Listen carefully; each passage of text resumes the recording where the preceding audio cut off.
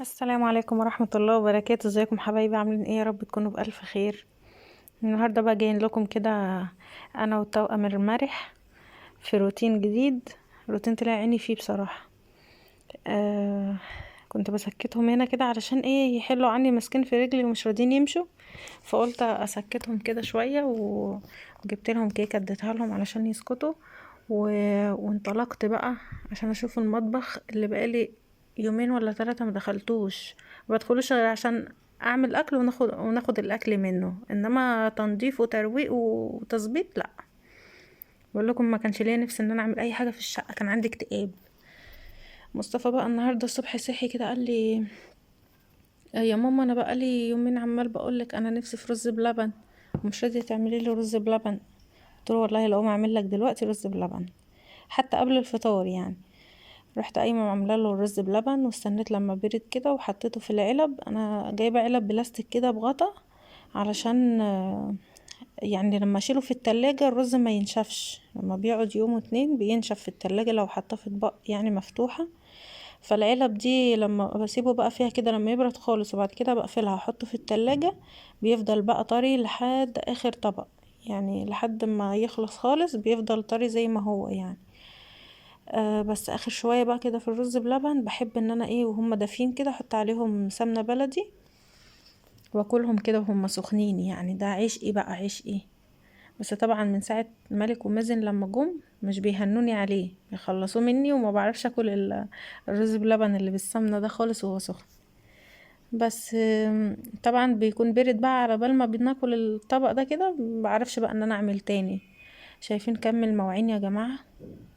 شايفين المواعين قد ايه؟ اصلا من قبل ما اجي وكان محمود حاطط مواعين كتير في الحوض و... وفي التلاجة بقى كنت عامله له اكل في التلاجة. حلل بقى جيت لما ببقى انا عند ماما مبيبقاش لي نفسي ياكل في البيت يا جماعه على فكره معظم الرجاله كده ما بتعرفش تقعد في البيت من غير مراتاتهم، يعني انا برضو بابا كده، عندنا بابا كده حتى يعني ماما مش في البيت حتى لو في اكل في البيت ما بيرضاش ياكل منه. الحمد لله، يعني انا طول عمري اقول ربنا يرزقني بواحد زي بابا والحمد لله رزقني بيه. المهم عملت له بقى ايه، حطيت له محشي في التلاجة وكان فيه فراخ وكبده وكده، كبده الفراخ وكده كنت عاملاها له برضو.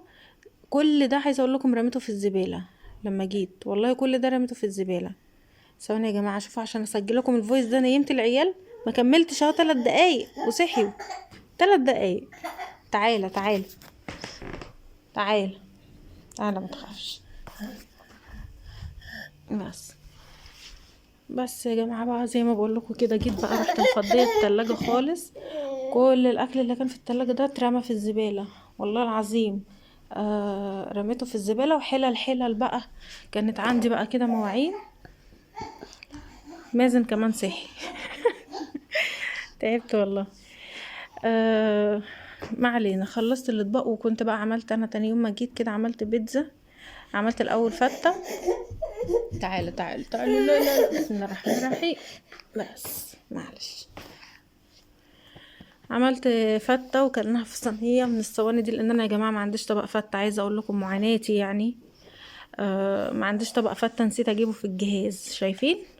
نسيت اجيبه في الجهاز، جايبه حاجات يعني متلتلة ومش لاقيه لها مكان في المطبخ ونسيت اجيب طبق الفتة. وبقالي كده اكتر من 6 سنين متجوزة برضو بنسى اجيبه، يعني حتى ما جبتوش وانا متجوزة. ما علينا، المهم بناكل الفتة والله يا جماعة في الصينية دي، يعني مش عارفة الم تبرعات واروح اجيبه ولا ايه. رحت بقى ايه غسلت الصواني دي عشان كنت عاملة فيها بيتزا، فبقيت الصواني يعني واحدة مكانها فتة والباقيين بقى بيتزا بقى. طبعا البيتزا بتعمل صواني كتير بقى عندنا. فغسلت بقى الصواني واتجهت بقى للحلل. تعبت والله يا جماعة. عارفين الفيديو انا مسرحه لكم على 8 يعني، اسرع من الحقيقي ب8 مرات. عايزة اقول لكم وسط اتقطم وانا بغسل المواعين في اليوم ده، يعني تعبت جدا والله العظيم. خدت مني اليوم كله وما عملتش اي حاجة. فقلت بقى ايه هعمل اكل ايه النهاردة؟ مش هينفع طبعا اطبخ ولا حاجة. اليوم راح، وبرضه العيال مش ساكتين، يعني انا كتر خيري قوي والله على اللي انا بعمله في اليوم. بس رحت ايه، قلت لا النهارده بقى نقضيها برضه حاجة سريعة كده. قلت اعمل، كان محمود برضو بعد الشغل هينزل يشتري لنا طلبات يعني للبيت، لان انا ما بعرفش انزل ولا اتسوق ولا اعمل الحاجات دي زيكم. نفسي يا جماعه اعرف كده، اروح السوق واروح هنا واروح هنا واجيب حاجتي لنفسي. مش بعرف خالص من العيال والله العظيم. آه ما فيش حد يعني يقعد معايا بالعيال كده. لا انا ايه، بقول كده لما يشدوا حيلهم كده بقى عندهم 2.5 ولا 3، اعرف ان هم يمشوا جنبي كده واعرف ان انا اروح اجيب حاجتي والكلام ده.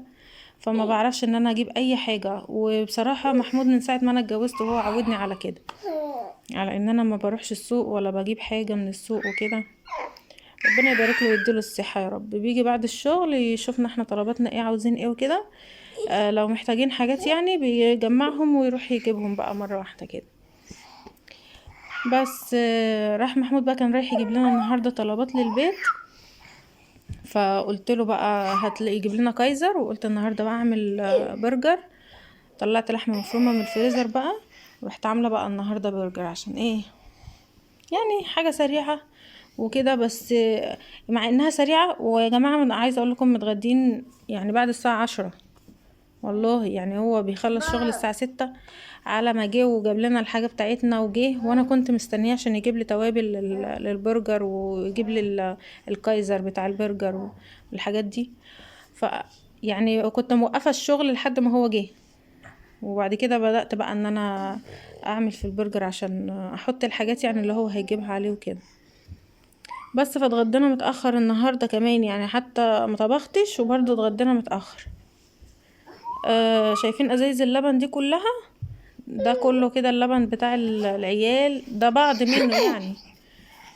بعد ما بيتجمعوا شويه كده بروح حطاهم في شنطه كده واروح شايلهم. مش عارفه اوديهم فين، بياخدوا مكان في الباسكت بتاع الزباله، فبرضاش ارميهم في الزباله عشان الشنطه بتتملي على الفاضي وبتقطع الشنطه كمان. يعني الازايز بتقطع الشنط، فبروح ايه مكوماهم وارميهم فوق السطح. عندي مكان كده فوق السطح، بحط بقى فيه الحاجات اللي انا مش محتاجاها دي كلها، لما ربنا يسهل بقى ويتجمعوا كلهم كده ويترموا. بس كده كان محمود قرب يجي بقى، قلت ابدا. رحت جايبه 3 بصلات كده حلوين، ورحت جايبه اللحمه حطيتها في الطبق. وبحط انا بقى ايه على البرجر، بحط نص كوبايه فول صويا، نص كوبايه كده. بتروحي منقعها، انا بقى مش بنقعه وهو صاحي كده سليم، لا بعمله بطحنه الاول في المطحنه عشان ما اضطرش ان انا اضربه في الكبه. لما كنت بضربه في الكبه بعد ما بيتنقع حسيت ان الكبه هتبوظ بسببه. وكمان بحسه صعب عن فرم اللحمه يعني. مش عارفه بقى ايه السبب في كده. فماما اقترحت عليا، قالت لي اطحنيه الاول وبعد كده اطحنيه وهو ناشف، وبعد كده بليه يعني. فعملت الطريقه دي ريحتني بصراحه. بقيت اطحن فول الصويا الاول في المطحنه، وبعد كده اروح بلاه بالميه كده لحد ما احس ان هو شرب ميه كويسه كده، وخلاص بقى بحط عليه البصل واللحمه المفرومه. ولو عندك شويه بقسماط بقى تحطيهم، بيخليه يمسك وبيبقى جميل. ما كانش عندي بقى بقسماط، فكان مخلي البرجر ايه فاكك شويه كده. بس رحت بقى ايه، جاب لي بقى محمود كان محمود بقى جه، خدت بقى منه الطلبات، حطيت التوابل بقى وعملت البرجر. جامد جامد جامد. يعني عايزه اقول لكم انا بحب الاكله دي قوي، ومحمود كمان. يعني محمود بقول له هتاكل كام واحده يا محمود؟ طبعا عشان ايه احمر على قد ما احنا ما هناكل يا حبيبي. بس لا معلش معلش، بس يا مالك ما تدوس عليها بقى تاني. بس طب اسيب لكم الصلاه انا واخش جوه في الاوضه. بس ايه، محمود بيقول لي اعملي على قد ما تقدري. يعني حمري كله وناكله كله. طب ازاي؟ ما انا عارفه انت مش هتاكل اكتر من حد معين يعني. لا انا حتى لو مش جعان هاكل. يعني البرجر بتاع البيت ده عايزه اقول لكم احلى من الجاهز بكتير والله العظيم. آه آه اعمل ايه؟ سامعين؟ اركز ازاي واعمل لكم الفيديو ازاي؟ يعني حطوا نفسكم مكاني. استغفر الله العظيم يا رب، لا حول ولا قوة الا بالله. هنا. ايه معلش معلش معلش، طب حقك عليا. تعال بس، تعال. طب تعالى اجيب لك التاني. ضيعتوا مني الفيديو والله مش عارفه انا شغلي ايه اللي انا بعمله بسببكم ده. اعذروني بقى يا جماعه، احنا اسفين جدا. بس خلصت بقى عملت كده العجينه بتاعه البرجر وهبدأ بقى ان انا اشكله. بص بعد ما صورت يعني جزء كبير كده من التشكيل بتاع البرجر، لقيت ان انا اصلا التصوير مش جايب، يعني مش مصوره انا بعمل ايه. انا بجيب بقى ما عنديش مكبس بتاع البرجر ده، فبشكله عندي غطا كده حجمه كبير. احنا بنحب البرجرايه كبيره كده ويكون فيها بركه كده، فعندي غطا كده كبير، غطا علبه يعني عندي كده كبيره. فباخد الغطا كده احطه جواها كيس، وبعد كده بشكل واقلب الكيس فبتطلع لي البرجرايه. انا لقيت ان التصوير مش باين، يعني انا مش مصوره على المكان اصلا. رحت يعني فصلت الكاميرا وظبطتها لكم، هظبطها لكم دلوقتي. تعالى. طبعا نسيت وحطيت اول واحده كده على الطبق على طول، لازم يدخل الفريزر، فاحنا كنا مستعجلين. رحت عملت ايه الجزء اللي احنا هناكله، الكميه اللي احنا هناكلها يعني حمرتها على طول، والكميه الباقيه بحطها بقى في الفريزر تتحمر بقى في الفريزر. ممكن لو عاوزه تعمليها تحطيه في البيض وبعد كده في الفيجيتار، بيبقى جميل جدا. بس طبعا ايه وهو لسه طري كده مش ماسك نفسه يعني في الفريزر، ما ينفعش ان انا احطه في البيض ومش هيمسك نفسه معايا وهيتبهدل مني. لازم أن يكون جامد كده في الفريزر. فايه لما باجي احطه بقى في الطبق اللي هو اللي انا هحطه في الفريزر يعني عشان يجمد، لازم تحطي تحتيه كيس علشان اخر طبقة من تحت دي بتمسك في الطبق، يعني لان انا وقعت في الغلطة دي فاتعودت بقى ان ايه قبل ما احط البرجر على الطبق لازم احط تحتيه كيس. وطبعا دي معروفة ان بين كل طبقة وطبقة اكياس. بس شكلته كله بقى، وبعد كده بدأت بقى رحت محمراه ورحت بادئه بقى اعمل السندوتشات. طبعا محمود كان جاب اخره بقى مني وجعان، فراح قايم بقى عشان يعمل السندوتشات بتاعته. والفلفل يا جماعة ما بحبش ان انا ايه، محمود بيحب ياكل معاه فلفل حراق، فلفل اخضر يعني. فقطعت له الفلفل، وما بحبش ان انا احط ايدي جوه الفلفل علشان العيال، يعني ممكن ايدي تيجي في عين عيل، امسح لعيل بقه ولا حاجه فيحرقوا الفلفل. طبعا الفلفل ما بيروحش من الايد بسهوله برضو. ف فهو بقى قام عشان يحط الفلفل بتاعه في السندوتشات بتاعته. وبعد كده سابني بقى عملت دي كده مصطفى ما بيحبش يحط فيه ولا بصل، ولا ايه تاني، ولا فلفل اللي هو الرومي، بس بيحب الفلفل الالوان ده. فحطيت له بقى ايه واحدة قوطة كده وفلفل الوان، دي كده المصطفى. وبالنسبة وكاتشب بالنسبة لملك ومازن بقى عملت لهم برجر وكاتشب بس، علشان طبعا ايه ما تبقاش كبيرة قوي على بقهم، مش بيعرفوا ياكلوه يعني ويفتحوا بقهم قوي كده زينا. بص عملت اول واحده لمحمود، فحس انه ايه ان انا بعملها وانا خايفه كده علشان الفلفل. بخاف انا من الفلفل يا جماعه، اول انه بيبقى حراق، وبخاف عشان العيال يعني والله مش عشان حاجه. بس بقيت افتح له انا بقى الفينو وهو كمان جعان، فقال لي لا انا هساعدك يا محمود هتطلع في الفيديو. قال لي طب وايه المشكله، هو حرام؟ سيدنا محمد عليه الصلاه والسلام كان بيساعد مراته يعني زوجاته. فالحمد لله ربنا يهديهولي.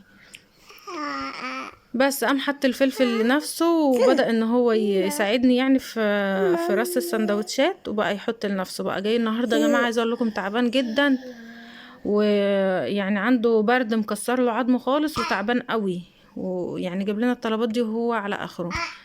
ورجاء منكم بقى الدعاء، ادعوا له وربنا يشفيه ويشيل عنه يا رب. بس عملت له هو بقى كده وحط فلفل حراق على الحاجات بتاعته، وانا بتاعتي لا ما حطيتش فلفل حراق. يا رب يكون الفيديو عجبكم.